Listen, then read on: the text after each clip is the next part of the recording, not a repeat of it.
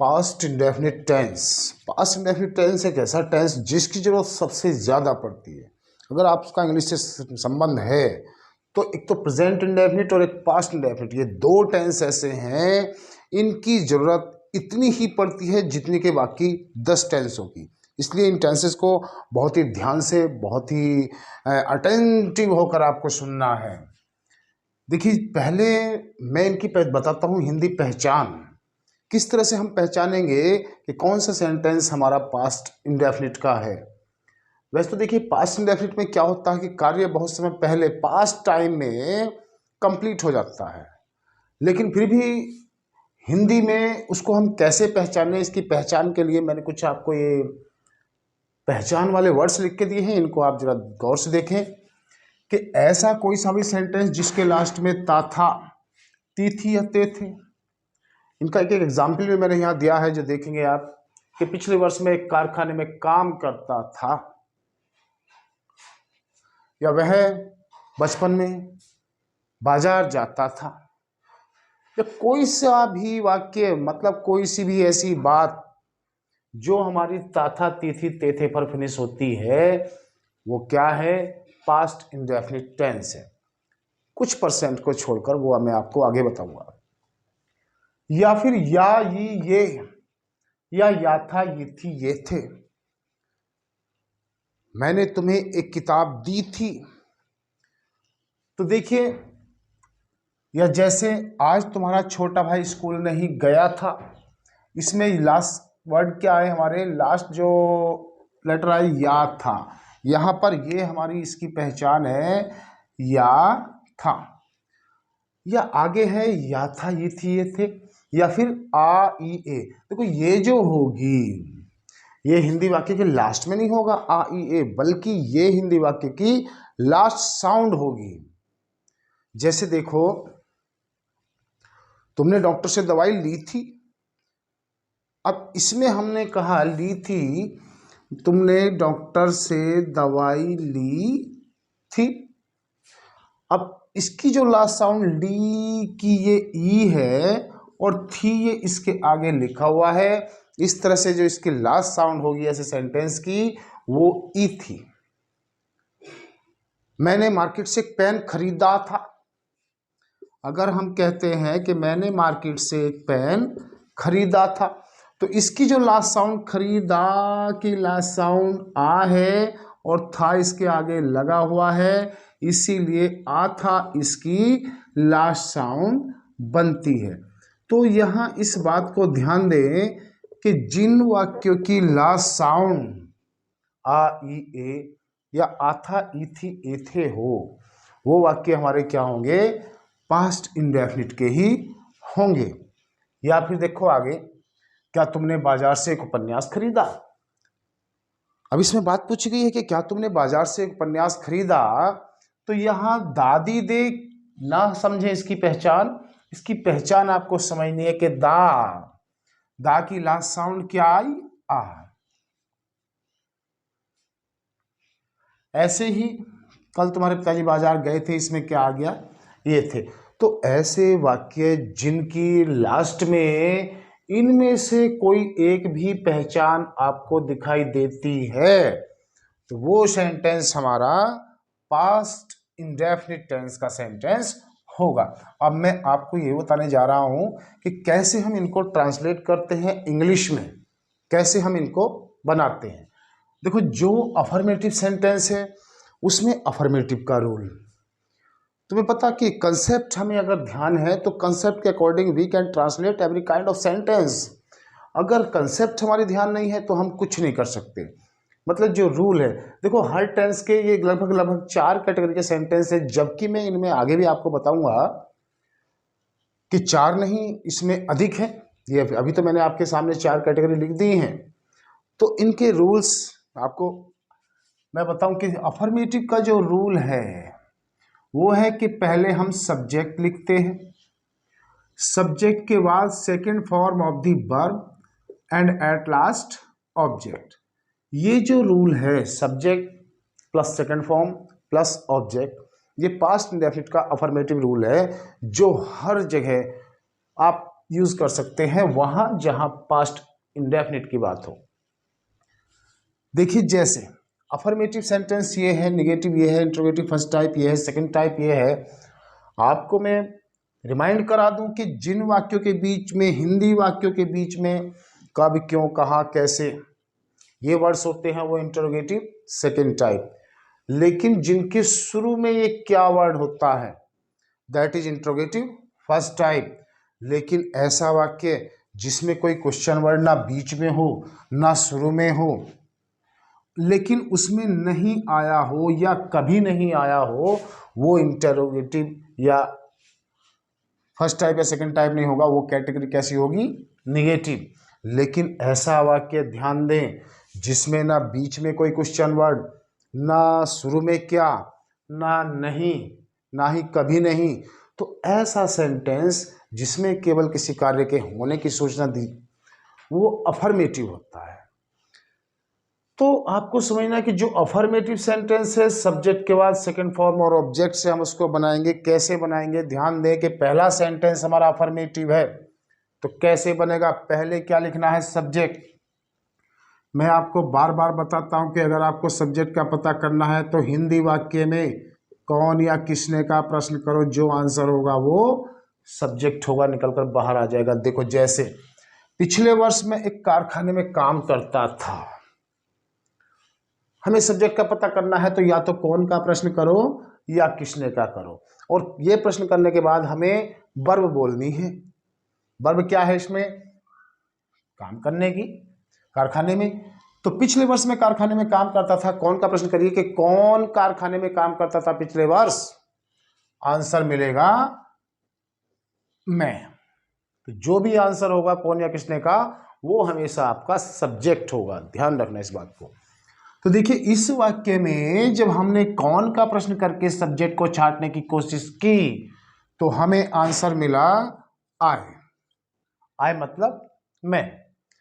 अब सब्जेक्ट के बाद हमें क्या लिखना है, सेकंड फॉर्म, जो वर्ब हो रही है, जो आना जाना, खाना पीना, रोना धोना, सोना उठना बैठना जागना, जो भी वाक्य में काम हो रहा है उसकी हमें फर्स्ट नहीं, कौन सी फॉर्म लिखनी, सेकंड फॉर्म। अब देखना यह है कि वर्ब क्या है, काम करना। काम करना मतलब work, work first form, worked second form. तो यहां पर हम क्या लिखेंगे, वर्ब की सेकंड फॉर्म। तो आई वर्कड, मैं काम करता था। अब ऑब्जेक्ट, देखिए जो प्योर ऑब्जेक्ट होता है वो या तो किसे का आंसर होगा या वो क्या का आंसर होगा। लेकिन किसे या क्या का आंसर अगर हमारे सेंटेंस में नहीं है तो उस वाक्य में ऑब्जेक्ट नहीं है, उस वाक्य में अदर वर्ड्स हैं जो कि ऑब्जेक्ट की जगह लिखे जा सकते हैं। अब देखते हैं कि पिछले वर्ष में एक कारखाने में काम करता था, पहले सब्जेक्ट लिखिए, कौन करता था, आई। फिर वर्ब की सेकंड फॉर्म, काम करता था, वर्कड।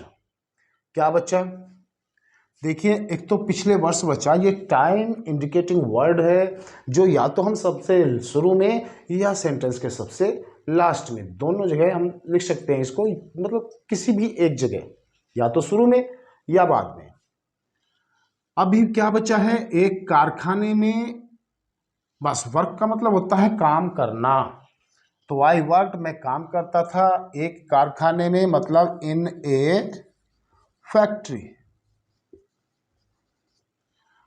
पिछले वर्ष जो भी बच जाए उसको हम लास्ट में लिख देते हैं और फुल स्टॉप लगा देते हैं। तो जितने भी अफर्मेटिव सेंटेंस होंगे वो सब के सब सब्जेक्ट के बाद सेकंड फॉर्म से बनने हैं और आपको ज़्यादा टेंशन नहीं लेनी।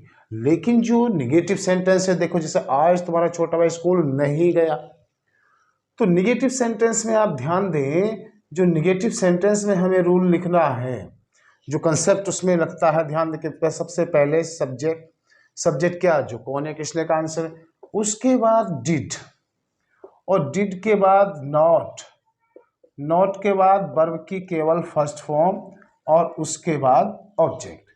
यहां ध्यान देने वाली बात यह है कि ऐसा कोई सा भी सेंटेंस जिसमें डिड है उसमें हमेशा फर्स्ट फॉर्म आएगी, और जिसमें डिड नहीं है पास्ट इंडेफिनिट के वाक्य में उसमें हमेशा सेकंड फॉर्म आएगी।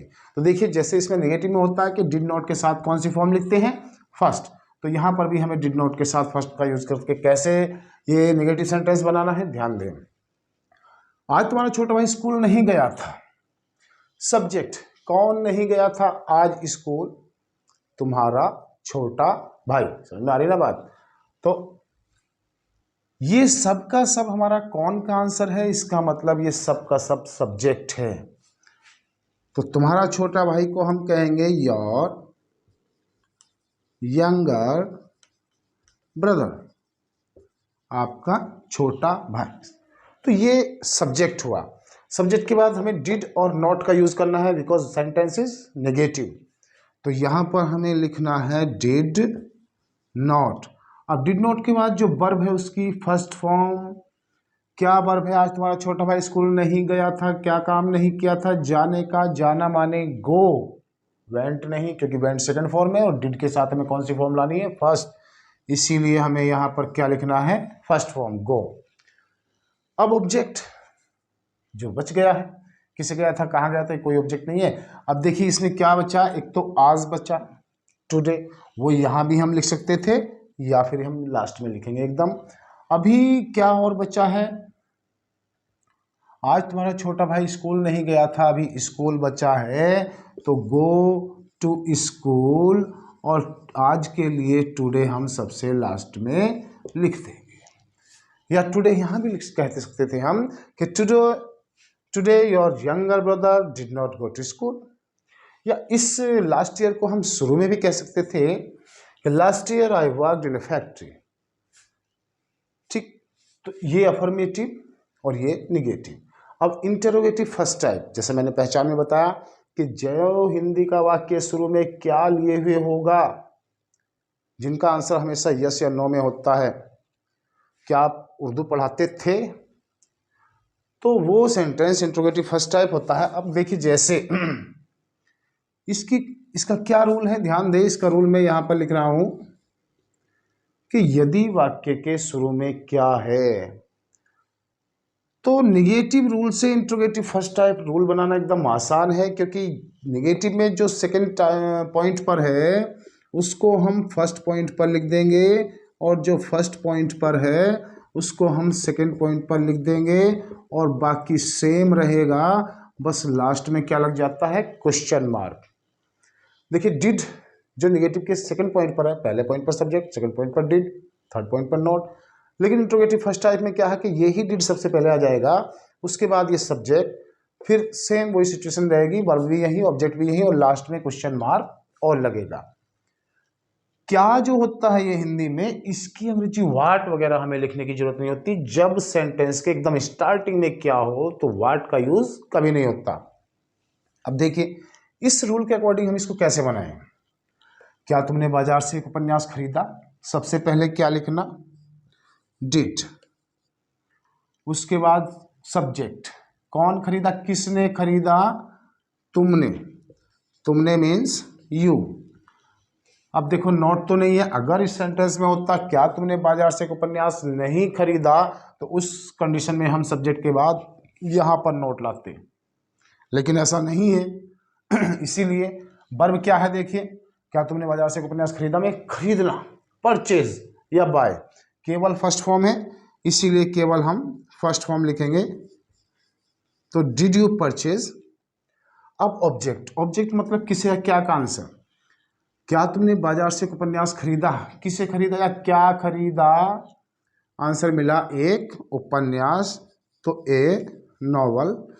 अब क्या बचा, जो बच गया है इसके अलावा हम वो लिख देंगे और हमारा सेंटेंस कंप्लीट हो जाएगा। क्या बचा, बाजार से, फ्रॉम दी मार्केट।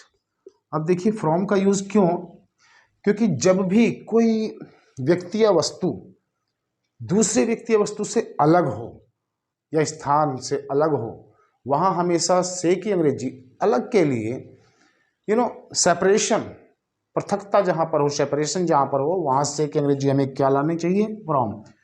क्योंकि बाजार से खरीदी है ये उपन्यास, खरीदा है बाजार से, इसलिए बाजार से ये उपन्यास सेपरेट हुआ, अलग हुआ, इसीलिए फ्रॉम दी मार्केट। और क्या बचा? और कुछ नहीं बचा सिवाय इस क्या के। लेकिन जब ये हेल्पिंग वर्ब शुरू में आती है डिड, तो वही अपना क्या का मीनिंग में निकालती है, इसीलिए बस अब लास्ट में क्या लगा देंगे हम, क्वेश्चन मार्क।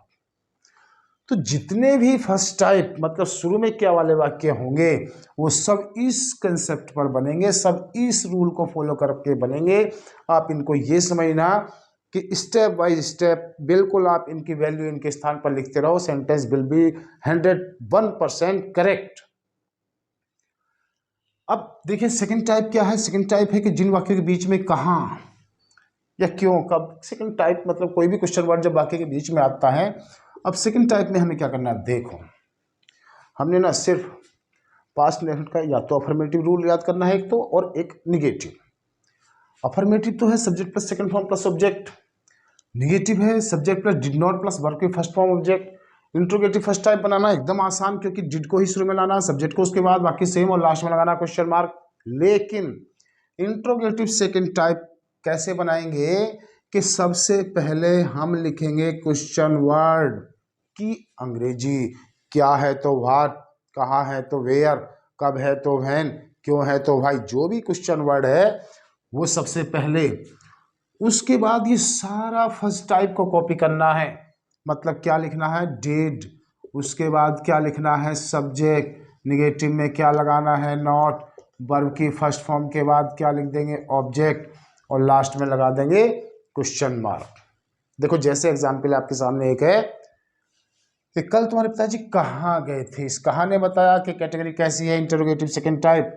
सबसे पहले क्वेश्चन वर्ड लिखिए कहाँ। कहाँ को क्या लिख कहते हैं, वेयर। क्वेश्चन वर्ड के बाद डिड,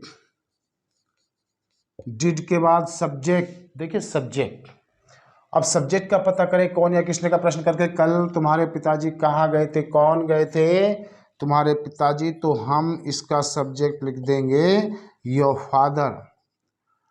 नॉट इसमें नहीं है, वर्ब हो रही है जाने की, इसीलिए क्या फर्स्ट फॉर्म आएगी, गो। तो where did your father go. अभी क्या बचा, अभी कल और बचा है। तो कल को हम क्योंकि बीते हुए कल के बारे में है, इसीलिए क्या लिखेंगे, यस्टरडे। और यस्टरडे के लिखने के बाद question mark is compulsory in the end of interrogative sentences, whether the sentence is first type और सेकंड टाइप। इंटरोगेटिव वाक्य किसी भी तरह का हो, ये क्वेश्चन मार्क कंपल्सरी है। तो देखिए ये तो है जनरली जो आपने पढ़े होंगे, सभी जानते होंगे। लेकिन मैं आगे कुछ आपको और बताने जा रहा हूँ जो शायद आप ना जानते हो।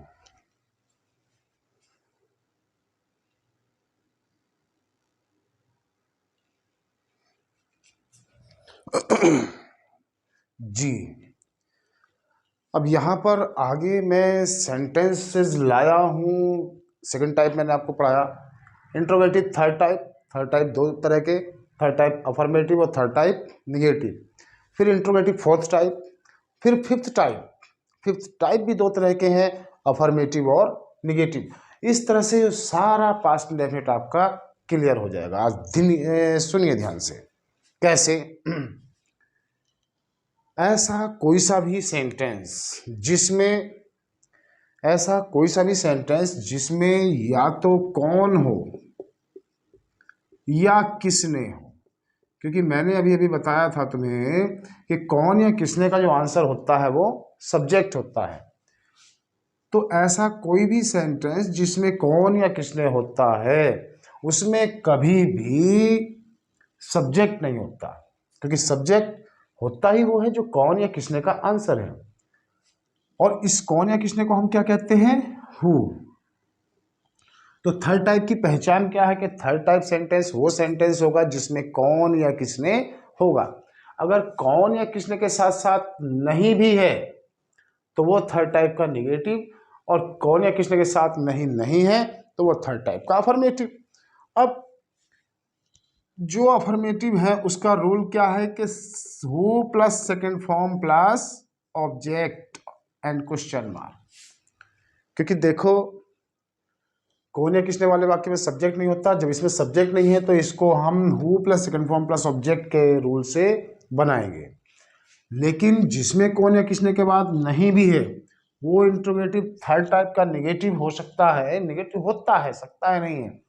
तो उसको हम क्या कि सबसे पहले हु, उसके बाद डिड नॉट, फिर वर्ब की फर्स्ट फॉर्म, ऑब्जेक्ट और क्वेश्चन मार्क।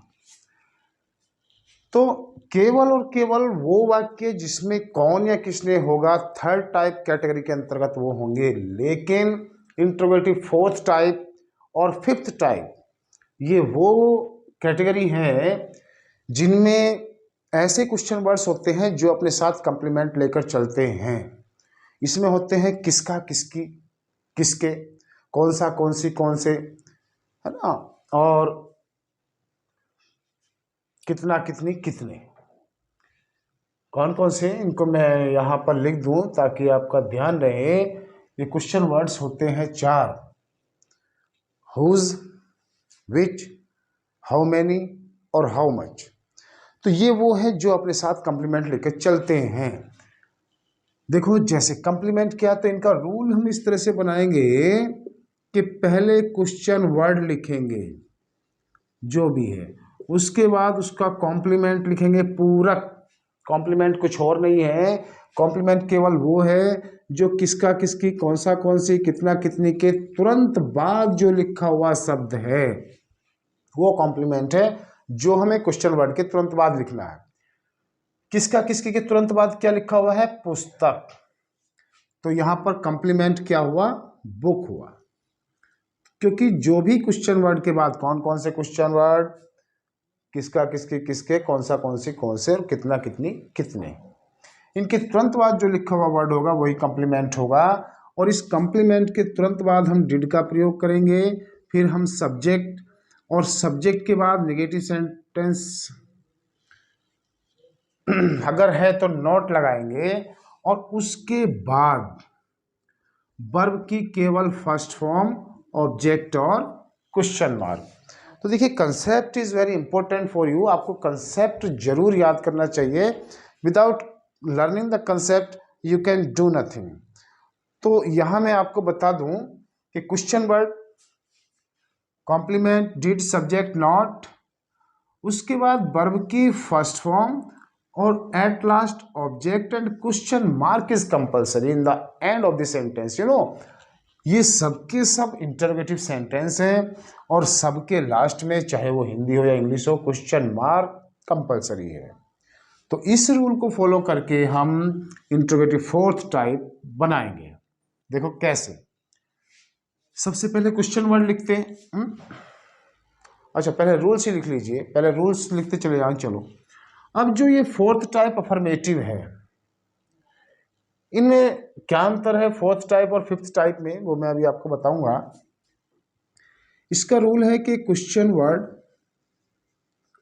प्लस कॉम्प्लीमेंट, वो कॉम्प्लीमेंट जो हमें सब्जेक्ट सा लगता है, plus second form plus object and question mark. और जो ये है फिफ्थ टाइप नेगेटिव, इसका rule plus question word plus complement, वो कॉम्प्लीमेंट जो सब्जेक्ट है, और उसके बाद डिड नॉट, डिड नॉट के बाद वर्ब की केवल फर्स्ट फॉर्म, ऑब्जेक्ट और क्वेश्चन मार्क। तो ये देखिए इनके रूल्स हैं जो आपको ध्यान रखने चाहिए।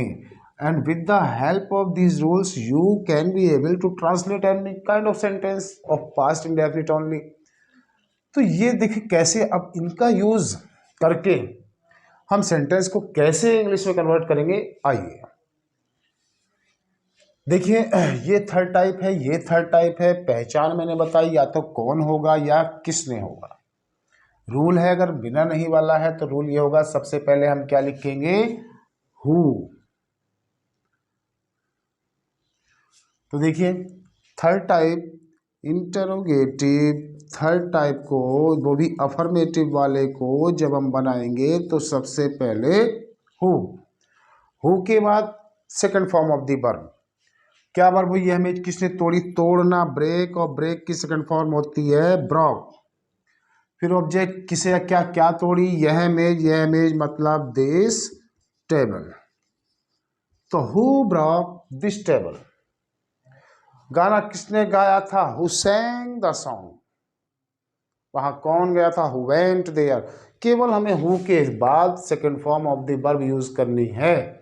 उसके बाद अगर ये निगेटिव सेंटेंस है तो इसमें निगेटिव का रूल फॉलो होगा कि हु प्लस डिड नॉट। अब देखिए थर्ड टाइप का जो निगेटिव है रूल क्या है कि सबसे पहले हु, उसके बाद डिड नॉट, फिर वर्ब।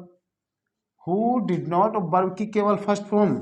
तो उड़ते हुए जहाज को किसने नहीं देखा, तो हु डिड नॉट वर्ब क्या हुई, देखने किसी, किसने नहीं देखा, किसे, उड़ते हुए जहाज को, the flying aeroplane, the flying aeroplane. तो who did not see the flying aeroplane. अब थर्ड टाइप के बाद फोर्थ टाइप में क्या है, ये क्यों हुआ फोर्थ टाइप, क्योंकि इसमें कितना, कितनी, कितने। और ये फोर्थ टाइप क्यों है, देखिए तुम्हारे विद्यालय में कितने छात्र अध्ययन करते थे,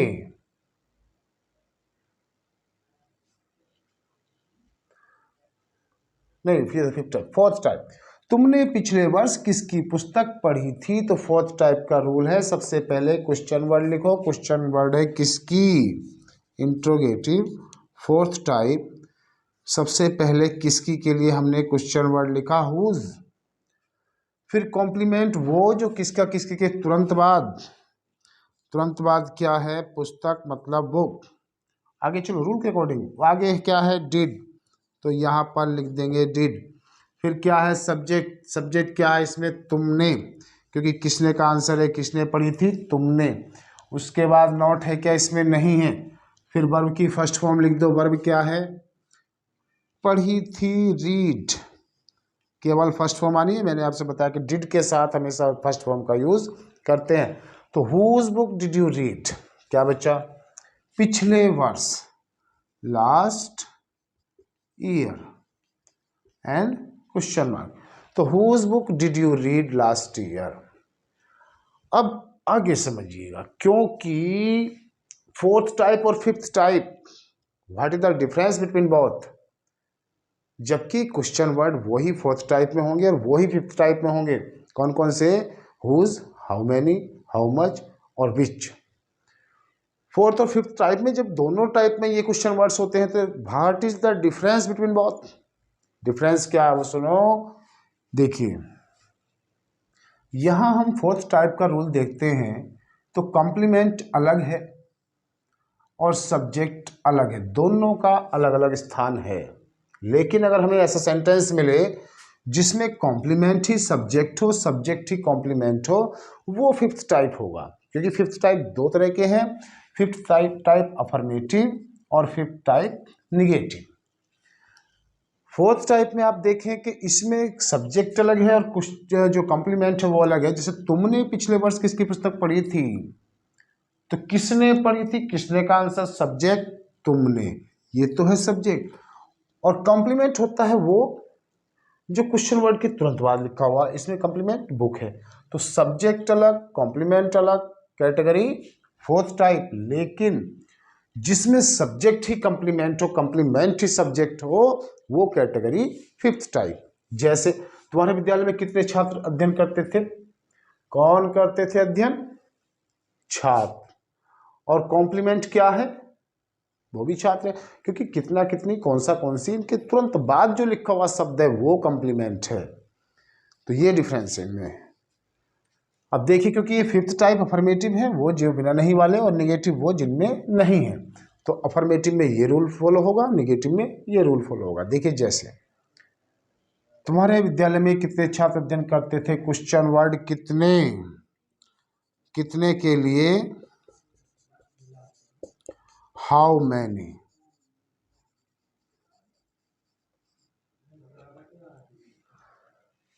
कॉम्प्लीमेंट स्टूडेंट्स,